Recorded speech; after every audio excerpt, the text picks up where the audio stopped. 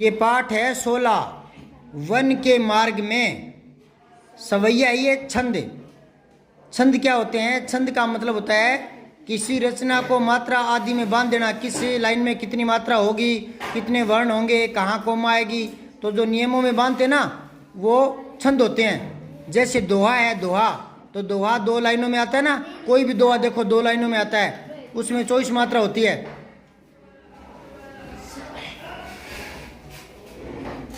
तो ये सवैया छंद है, ठीक है। वन के मार्ग में ये तुलसीदास का लिखा हुआ है। और ये राम, सीता और लक्ष्मण वनवास में जाते हैं। बहुत बड़ा त्याग किया इन्होंने। राम ने राजपाट छोड़कर 14 साल के लिए पिता की आज्ञा मानते हुए, ये बहुत बड़ा त्याग है, ठीक है। और जब तुलसीदास थे उस समय तो ऐसे शासक होते थे जो अपने पिता को मारकर भी गद्दी प्राप्त कर लेते थे। ऐसे समय में इन्होंने एक आदर्श भरा ग्रंथ लिखा, रामचरितमानस है, जिसमें इतने आदर्श है, इतनी शिक्षाएं हैं, इतनी त्याग की कहानियां हैं, इतनी ममता की कहानियां हैं, कदम कदम पर, ठीक है। तो यहाँ देखो किस प्रसंग का जिक्र है। जब राम, सीता और लक्ष्मण तीनों वनगमन को जाते हैं तो उस प्रसंग में से 2 आपके किताब में हैं। पहला देखो, पुरते ते ब्रज भाषा में से को बोलते हैं। से को पुर होता है नगर। पुर किसको बोलते हैं? नगर। जैसे जयपुर है ना, रायपुर, पुर नगर को कहते हैं। तो पुरते निक्सी, निक्सना मतलब निकलना। पुरते निक्सी रघुवीर वधु, वधु होता है पत्नी, रघुवीर होता है श्री राम, श्री राम की पत्नी कौन? सीता। तो कह रहा है पुरते निक्सी रघुवीर वधु धरी धीर, धीर होता है धैर्य, धरी धीर दे मग में डग द्वे, डग होता है कदम, द्वे होता है 2, मतलब वो महल से निकल के 2-4 ही कदम चली थी, बस इतने में ही पूछने लगी कि और कितनी दूर चलना है। बड़ी गजब बात है। क्यों? क्योंकि जो सीता थी वो राजकुमारी थी, राजा जनक की बेटी थी, और राजकुमारी थी इसलिए वो महलों में रहती थी, जंगलों में घूमने का उनका अभ्यास नहीं था। तो वो तो 2-4 कदम चलते ही, क्योंकि राजा महाराजा के तो दुनिया भर के नौकर होते हैं, सारे काम नौकर करते हैं ना, राजा की कोई कमी नहीं होती। लेकिन वो राजकुमारी होकर आज पहली बार जब वन में गमन करने के लिए जा रही है, तो हालांकि वनवास तो मिला था राम को, सीता को नहीं मिला था, पर फिर भी पति धर्म निभाने के लिए, पति की सेवा करने के लिए बोली कि मेरा पति दर दर की ठोकर खाए और मैं महलों में राज करूं, मुझे शोभा नहीं देता। तो ये त्याग में एक कहानी है। ऐसे ही भाई लक्ष्मण ने भी त्याग दिखाया। क्या बोले कि मुझे भी भाई की सेवा करने के लिए जाना पड़ेगा। और भरत ने भी त्याग दिखाया, बोले भैया मैं ये राजगद्दी नहीं लूँगा, भले ही माँ कई ने मेरे लिए राज मांग लिया, लेकिन नहीं, बड़े भैया आप हो। तो उसने जब तक राम नहीं आया 14 साल तक राम के खड़ाऊ यानी चप्पलें जुत्ती रख कर गद्दी पर, और फिर शासन चलाया 14 साल तक। तो कोई मोह नहीं था शासन का, ठीक है ना। आजकल के नेता तो गद्दी प्राप्त करने के लिए जाति पाति के झगड़ों में भड़काते हैं जनता को, ताकि मेरे पास एक ग्रुप हो जाए, एक बड़ा सा वर्ग हो जाए जनता का जो मुझे वोट दे दे। तो यहाँ बहुत ही अच्छे त्याग की कहानी है रामचरितमानस में। तो जब सीता कुछ एक कदम बाहर चलती है जंगलों की तरफ, तो वो थक जाती है, और 2-4 कदम चलते ही क्या पूछती है घर से निकलते ही थोड़ी दूर पर कि हे राम, हे स्वामी, अब और कितनी दूर चलना है। बड़ी हंसी वाली बात है, और कितनी दूर चलना है, ये क्या बात हुई? 14 साल चलना है, चलते रहो। जंगलों में ही 14 साल बिताने थे ना, तो यहाँ पूछने की क्या बात है?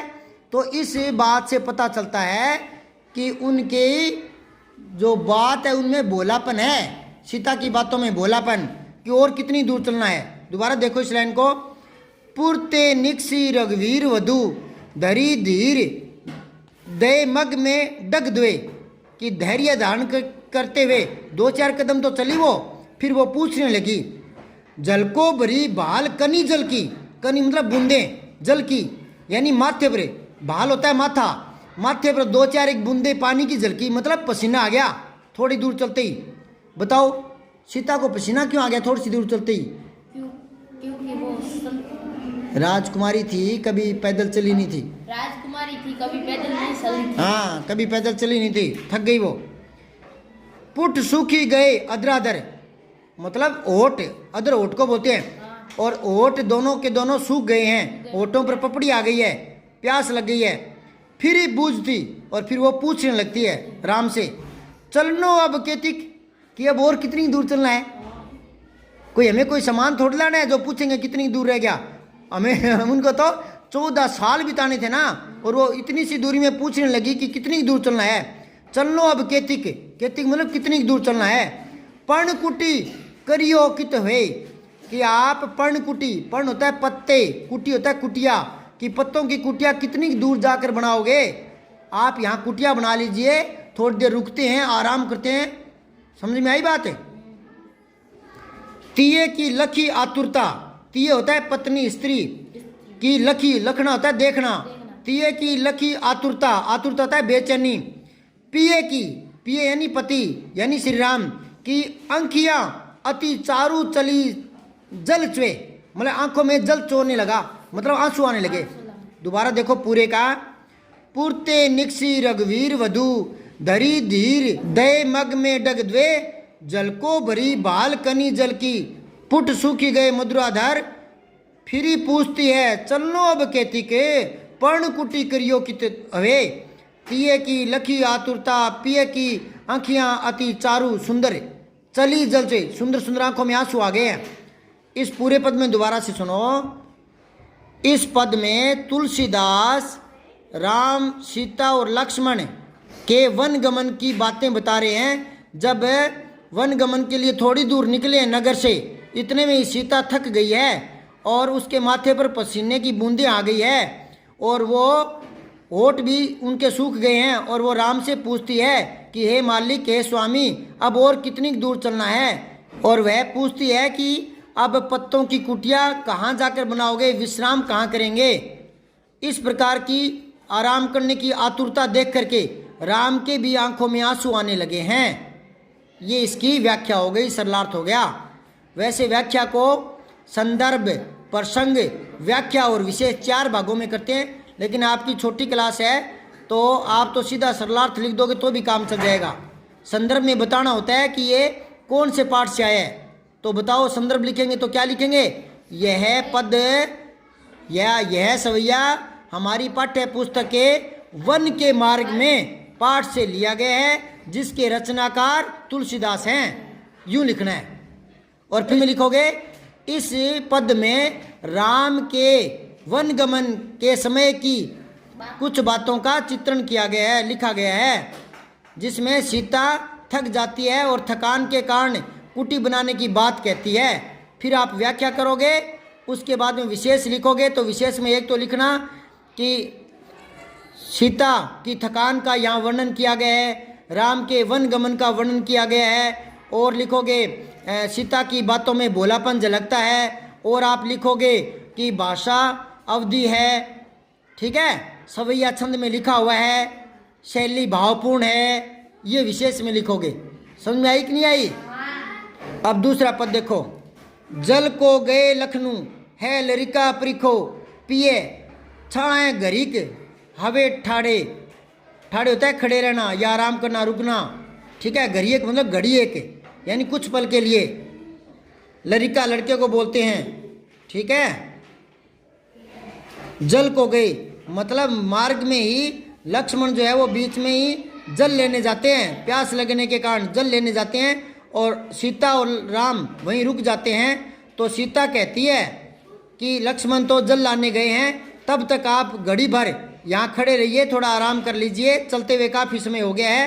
पहुँचे पसेऊ, पसेऊ मतलब पसीना पूछते हुए, ब्यार करी हवा डालती है, मतलब हवा करती है थोड़ा। और उपाय पखारी बुरबुरी ठाडे, और वो पाँव को धोती है या दबाती है। और तुलसी रघुवीर प्रियाश्रम जानी के बैठी विलम लो कंटक काटे, और श्री राम जो है वो सीता को थकी हुई जानकर बैठी हुई सीता के पैर में देखता है तो उसे कांटा दिखाई देता है, कंटक कांटा, तो वो कांटा निकालने लगते हैं। और अपने स्वामी के द्वारा अपने पैरों से कांटा निकालते हुए जब सीता ने महसूस किया कि श्री राम मुझ पर कितना स्नेह बरसाते हैं, तो ये बात देख करके सीता भी भावुक हो जाती है और मन में आनंदित होती है। जानकी नाहा को, नाहा होता है पति श्री राम, जानकी यानी सीता, जानकी नहा को नेह लख्यो, नेह होता है स्नेह, श्री राम का ये प्यार देखा है तो पुलकुतन, तन उनका पुलकित हो गया, आनंदित हो गया है। बारी विलोचन बाढ़े, और प्रेम के कारण आंखों में आंसू आने लगे हैं। आंसू दुख के नहीं होते, खुशी के भी होते हैं। ठीक है, इस पद का दोबारा देख लो। जल को गए लखनऊ, लरिका प्रिखो, पिए छा घरिए के हवे ठाडे, पहुंची पसेऊ ब्यारू करी, अरु पाए पखारू बुरबरी ठाडे। तुलसी रघुवीर प्रियाश्रम जानी के, बैठी विलम लोग कंटक काटे, कांटा निकालते हैं। जानकी नहा को नेह लख्यो, लखना होता है देखना, पुलको तन, तनु मतलब शरीर, बारी विलोकन बाडे, बारी होता है पानी, पानी का मतलब आंसू। प्रस्तुत पद में श्री, शुरू से बताता हूँ जैसे व्याख्या करते हैं। तो देखो पहले लिखेंगे संदर्भ, प्रस्तुत पद हमारी पाठ्य पुस्तक के पाठ वन के मार्ग में से लिया गया है, जिसके रचनाकार तुलसीदास है। इस पद में राम, सीता और लक्ष्मण के वन गमन की परिस्थितियाँ और बातों का चित्रण किया गया है। और फिर व्याख्या करोगे, व्याख्या में देखो कैसे करोगे।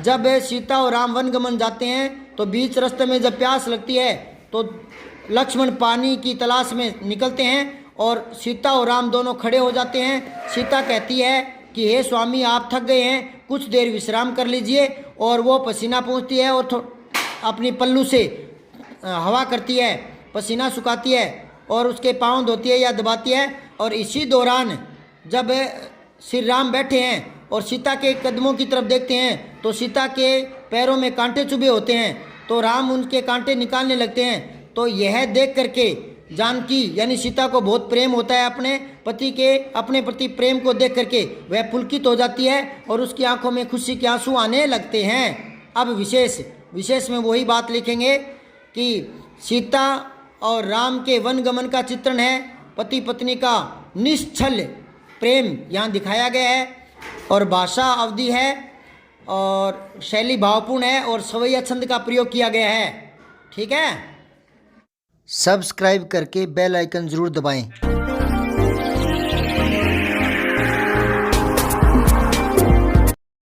जय हिंद, विजय हिंदी।